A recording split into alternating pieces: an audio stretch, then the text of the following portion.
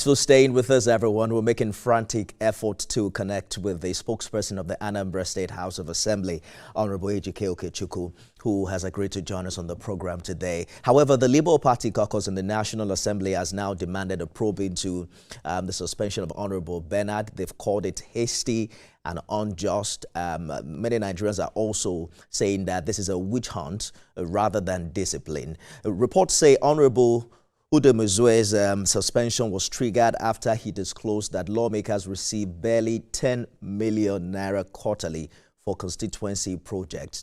Now, that's a big question as to how the House of Assembly members have been treated. He has an entire about 45 minutes live conversation he had on Facebook, some really raw expose of his own narrative of what had transpired, how the governor has treated them, certain things he mentioned that the governor has said, and how they can barely move motions of interest. According to him, they are demanded to move motion of commendation, and he's saying that his constituency has been long neglected, claiming that there's no bank in his constituency, no microfinance bank, and there's just one road, that enters into his constituency, no alternative routes, and that they have practically not seen the presence of government at all in his constituency. We have an excerpt of what is said online, and we're going to get reaction right after.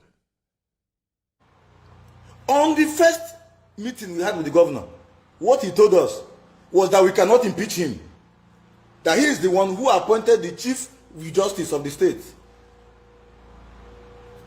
that if we impeach him, he will set up a committee to look into it, and that committee will be set by him, and he will appoint Glamour as the head of the committee.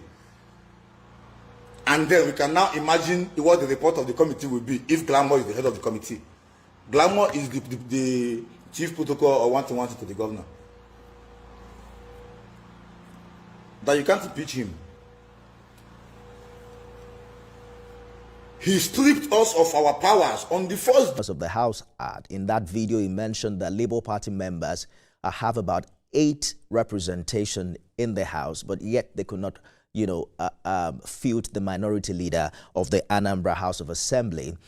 In other words, it's saying that the House of Assembly is a rubber stamp to Governor Charles Soludo. Huge allegations. We understand that the House of Assembly, via Honorable Ejike Okechukwu, has replied, disagreeing completely his position. He's also agreed to join us on this program today. We're having difficulty connecting with him. If that's false, we expect him or other member of the House to tell India Anambra and Nigerians exactly how much lawmakers receive quarterly for constituency projects. He went ahead, by the way, to say that his colleague members have been stealing from their constituents, that the monies they receive have not trickled down to members of the constituent. Honorable Ejike Okechukwu is on phone right now. Is member representing Anambra 2. Is also chairman House Committee on Media and Publicity.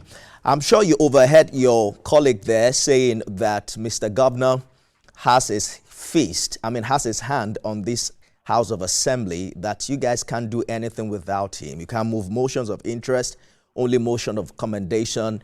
You can't impeach him, and he decides what you do. How exactly do you react?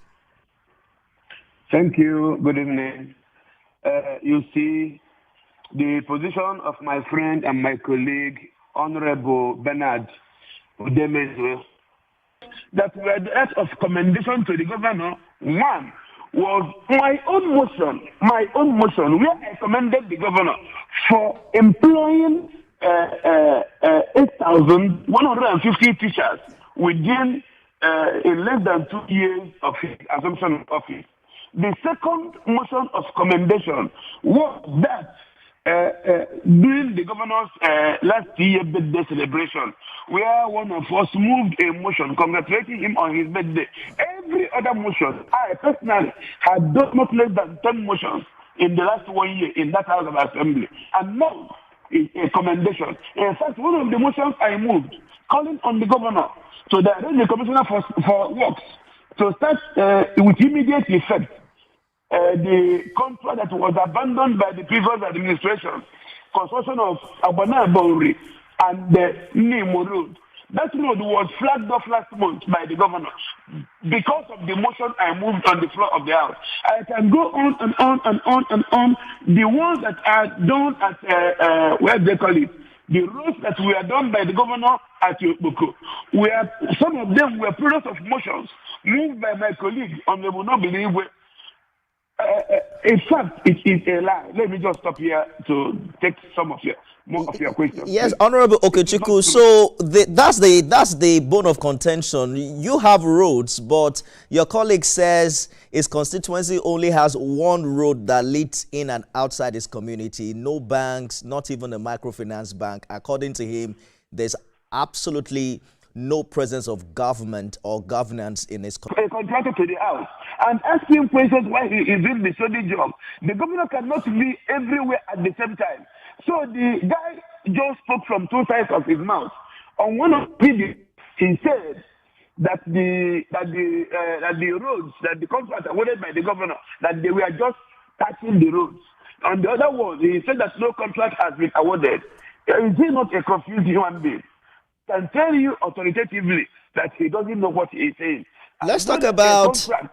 Let us quickly talk on the constituency project. Is it true that you get 10 million naira on a quarterly basis? The constituency project, it is constituency.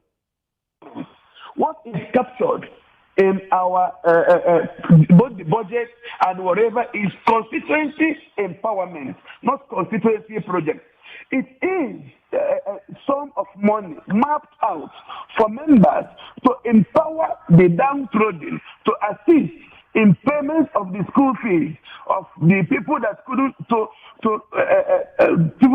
constituents that couldn't pay their school fees, to empower some that into at least people that can learn skills and empower them and do some little things because, excuse me, there is nothing much 10 million naira can do. No project 10 million naira can do for a house of assembly. Exactly the point. And if transparency is not a problem, will you commit on this program to open up the exact figure so that this controversy can be put to rest? I said that the exact figure is 10 million naira. It is not hidden. It is not hidden. But what I'm telling you is that he misconstrued it because he doesn't come to section. Excuse me, he doesn't come to section. He doesn't even know what is going on in the assembly. That fund is meant for minor empowerment because House of Assembly members are not supposed to be doing projects. It is for minor empowerment of our constituents or minor digging of boreholes where they don't cost much or renovating some health facilities. It is not per se for large projects because the money cannot do it. And all these funds are promptly retired upon usage. You have defended this house by saying that what happened is an internal disciplinary matter. Some have said that he didn't get fair hearing. He has also claimed that he has not been given fair hearing before his suspension was announced. Critics, however, argue that the assembly has become a rubber stamp for the executive. I'm wondering precisely how you respond to those who say the Anambra House rarely challenges Governor Soludo and that this suspension reinforces that stance. Okay, let me tell you emphatically. But checking their excesses. For instance, your critics point to the 2024 local government law passed by this assembly, which was seen as undermining the Supreme Court's ruling on local government autonomy. Was that not an example of subordinating the legislature's role to the executive's political interests? What we all have to understand is that Section 7 of the 1998 Constitution gives the House of Assembly the powers to regulate what happens in the local government. And such powers, the local government law we passed is part of the powers given to us by the 1999 Constitution. And that power, or whatever thing the law we passed, has in no way undermined the judgment of the Supreme Court. The Supreme Court said that all local government funds should go directly to the local government. And nobody is questioning that. Nobody is contesting that. We do our oversight. I am a member of the House Committee on Local Government and Chieftaincy Matters. We constantly oversight the local government. Now, let me tell you what the law says. A section of the law says that there are common interests, areas of common interest. For example, let's look at it. Before now, civil servants, teachers, health workers, they were being transferred from one local government to another. And who pays among the local governments? Who now pays for the services rendered by a civil servant after 35 years of service and retirement? Which of the local governments will now pay the pension and the gratuity of such a person? Right. Retired teacher, the point of the suspension. If not for the want of time, I will read out what he attacked me personally. And he constantly attacks me whenever he is on his live videos. He attacks almost all members of the House. He accused us of plotting impeachment of the governor. That is only the figment of his own imagination. All right.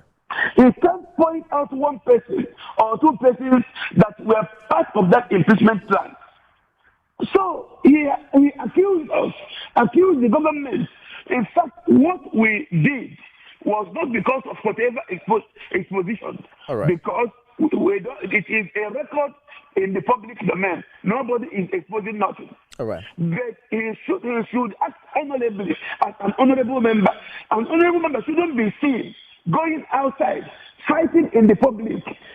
An honorable member shouldn't be seen beating a young lady in public. All right. An honorable member shouldn't be seen beating a security man inside Unizik. Good place to leave it. Honorable Ejike Okichukwu is the Chairman House Committee on Media and Publicity.